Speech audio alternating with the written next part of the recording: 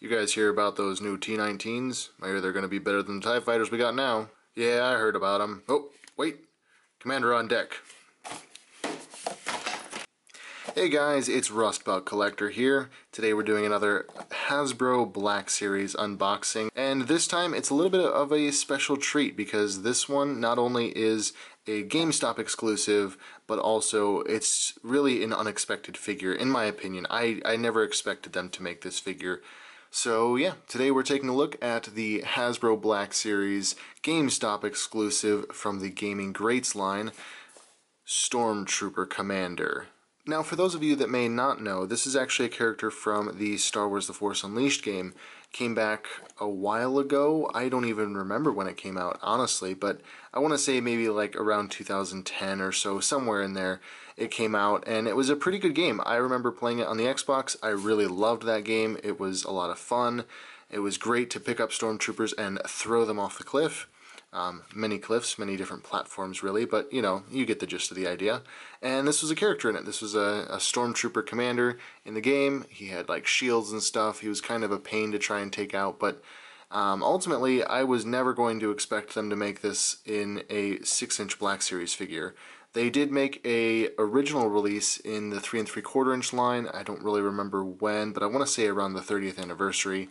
They made a Stormtrooper Commander figure. And it's okay. It's the older mold. I would honestly kind of love to see one of them in the new TVC Rogue One mold, but I wasn't expecting them to do this at all, and I'm really happy that they did. Looking at the package, you can already see from just, you know, this front cover that it is not your standard Black Series packaging. Instead of the red background, they've switched it out to this really nice blue, which matches, of course, the color of the Commander. You have a slight variation of the box here where it has the Gaming Greats logo.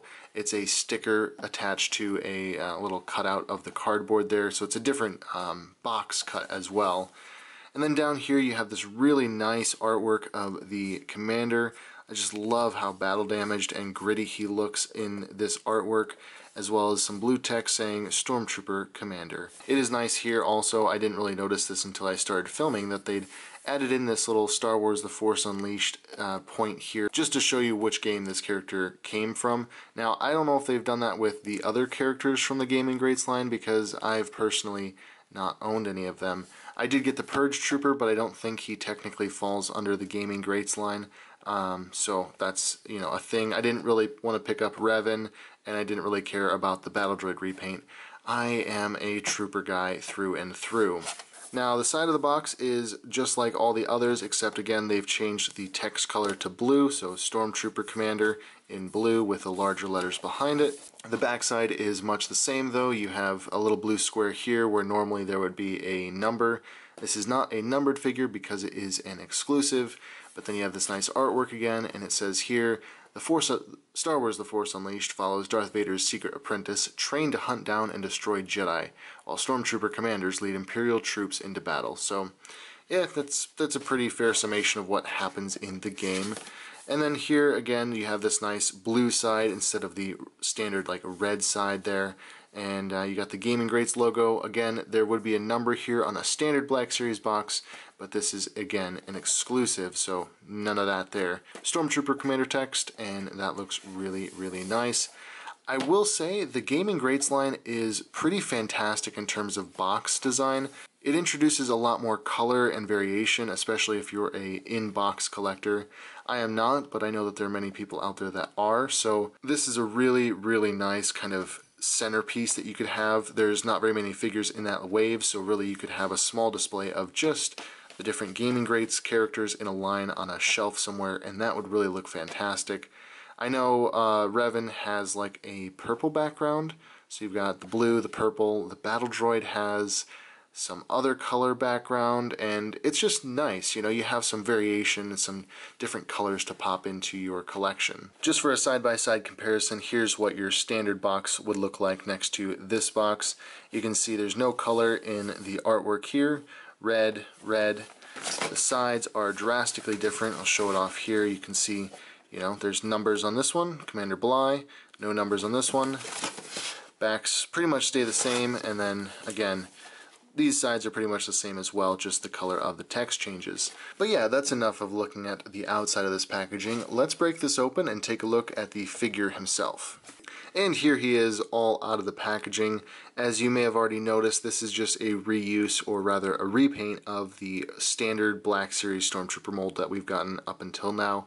This isn't anything new. It's not the new mold that's coming out in, I think, October with like the Rogue One Stormtrooper. This is just the Stormtrooper. Kind of a New Hope mold is what I've always considered it to be. It doesn't really fit with the Rogue One Trooper, but it does fit with what you kind of see in the original trilogy. So that's what this one is. It's a repaint of that, and I wasn't expecting it to not be that. It's a very serviceable mold. It's not one that I would complain about at all.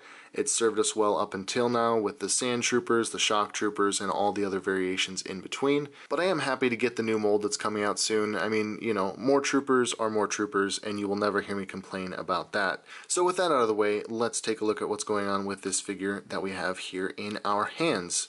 First off, he does come with two blasters, the first one being this longer barrel rifle here with kind of a silver dry brush going on with it. Really nice detail, something we've seen before. I don't know the exact name of it, but it is just the long Stormtrooper rifle. And then the second one is, of course, the standard E11 blaster with just some nice silver paint apps right there, just to kind of give it a little bit of pop, a little bit of detail. Like we've seen with previous iterations of this figure, you can take the E11 and slot it into his holster just like that. That way he can hold his other blaster or binoculars or whatever other accessories you want to give him, and he doesn't have to worry about where the E11 is going to go. That's always been a nice feature. The only difference was that when they started giving them the Rogue One blasters with the scope, or the flashlight on the side rather, then they wouldn't fit in here. They did that with the Minbin Stormtrooper, and they may have done it with others, but you know, some variation has to occur, and of course, you know, they can't just resculpt the mold every single time that they do something different. All of that aside, let's take a look at the paint apps on this figure, and I've got to say they look pretty fantastic overall. It's done in this really nice dark shade of blue. It's a shade of blue that just really makes it unique, I feel like. It also fits really well with the character design from the game. They had a very dark blue coloration then. They also had a dark blue coloration when they made the 3 3/4 inch figure. Just comparing it to like your standard 501st Trooper, you can clearly see it's a couple shades darker. You know, this is a little bit lighter blue, this is a much darker, richer blue. You can also probably see how glossy this figure is and how kind of matte or satiny this figure is. And that's another thing that's really nice about this figure. It seems to be done in a more of a matte finish, or more of a satin finish, so it's not shiny, it's not all glossy. Some people may prefer it to be glossy, but honestly I think it just works for this character. The blue in this darker blue being a satin finish just really makes it look good. I don't know what else to say about that. I just like the way it looks in that satiny finish. And I think if it was glossy, it would look fine as well, but something about this, the way it is now, it just, it's good. I like it. I like it a lot. Up at the top, he's got this really nice stripe coming down over one eye, going down to his chin. That goes all the way from the back of the helmet to the front, which is really cool. He also then has these markings here on his chest, kind of reminiscent of the 501st, but definitely different. These guys aren't necessarily part of the 501st. They're just supposed to be a Stormtrooper commander. Then the shoulder pads are cast in blue, with some white weathering kind of stamped or painted on there. Really fine detailing on the arms here, with blue stripes on all these raised bits, as well as blue stripes running down the forearm, and that's replicated on the other side as well. Then moving on down to the legs, you have, again, a kind of a repeat of the asymmetry that we saw on the helmet. So there's a stripe here that's asymmetrical, then the legs become asymmetrical with blue paint on the left leg and no paint on the right leg. It's kind of a nice touch. I've always liked this design, partially because you kind of have the asymmetry that ties into the asymmetry of the legs, but then here at the chest and the arms, it's completely symmetrical front and back. Just an interesting design, definitely unique, and I remember when I first saw it in the game, I was kind of like, man, I hope they make figures of this. Ironically, I don't even have the 3 3/4 inch version of this figure, although I'd really like to have it. I haven't gotten around to adding that to my collection.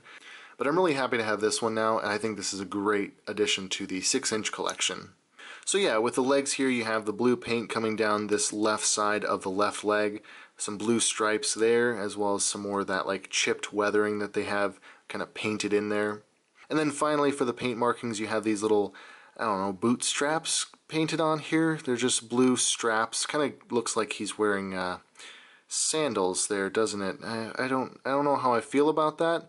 Never really noticed that in the game, but this character, or rather this figure, is game accurate from everything that I've seen with like screenshots and everything, so must have had those. But you know, looking at him as a figure right now, or on a figure, it just kind of looks a little bit like sandals. So maybe this is just like the dad of the community, you know, he's wearing socks and sandals and he's ready to take on anyone that tells him how to mow his lawn, you know. That's what this guy is. He's actually just the community dad wearing his flip-flops and sandals. Now, as for articulation with this figure, you have kind of the standard Stormtrooper articulation going on.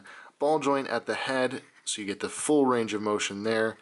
Good, crazy helmet motion, as well as a hinge, which gives you plenty of forward and plenty of back. I really like this articulation, especially with the head on this particular mold, so I'm hoping that with the new mold, they at least maintain this level of articulation. Like, they don't go backwards with articulation and restrict it more.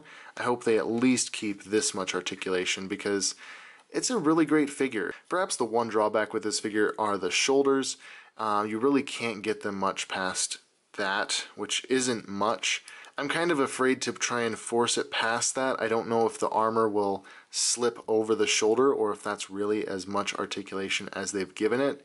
And I don't want to force it, because I've broken joints on some of the older Stormtroopers, like the early release, the first Sand Trooper, broke off both his hands.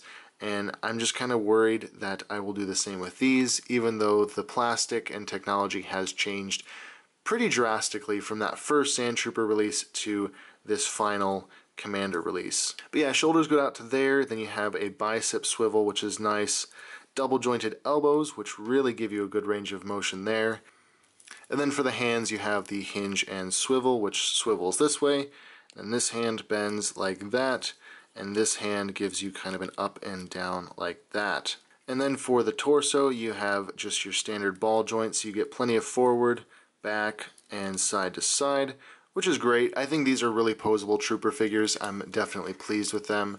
The elbows especially are just crazy good on these guys. Unlike this guy, just ignore his missing left hand. I broke that, and I'm very, very sad about breaking it, but what can you do? It got old and brittle, and it snapped off when I was just trying to pose it. But yeah, the old clone troopers with their beautiful 90-degree elbow articulation, that was just ridiculous. And also their shoulders couldn't go up beyond that, or go even down to their sides.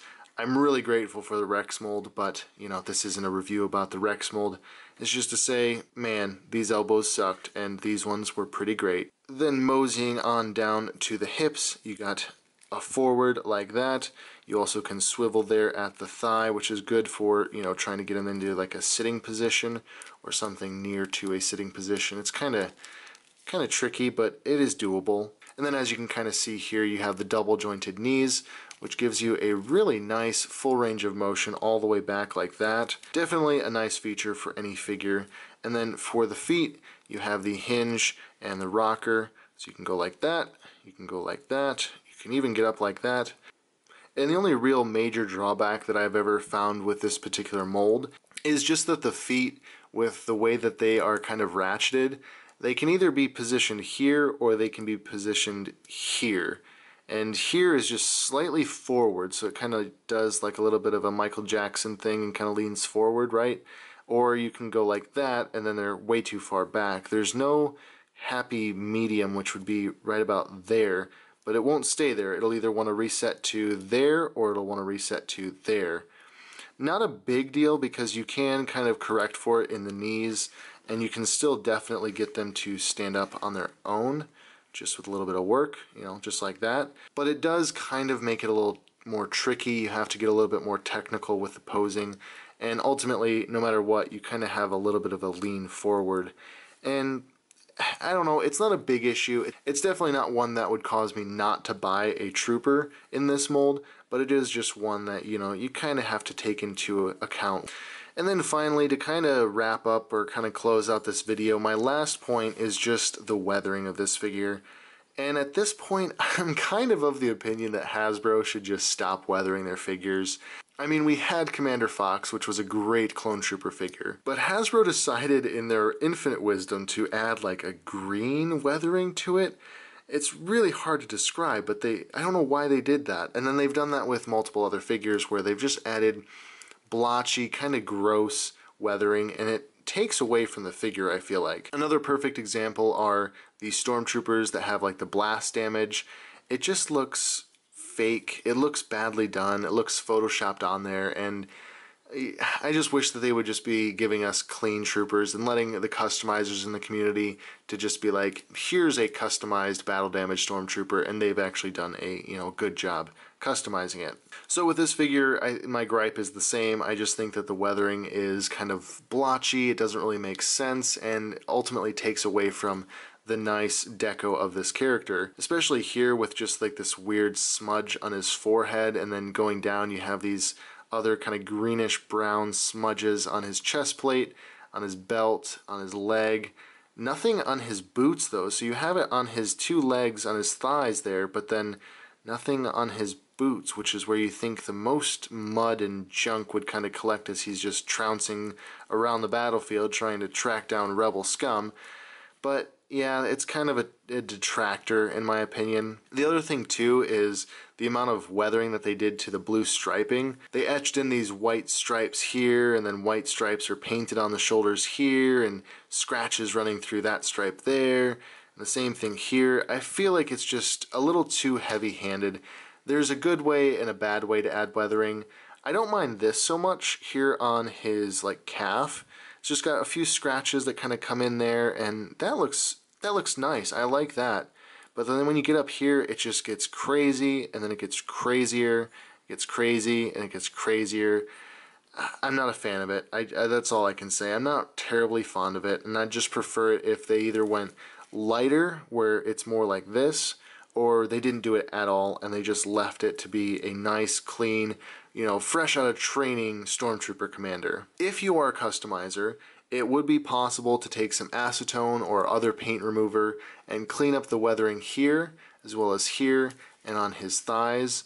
And then also, because these shoulder pads are cast in blue, you could remove or at least reduce the striping here and the striping there that just looks ugly and kind of heavy-handed.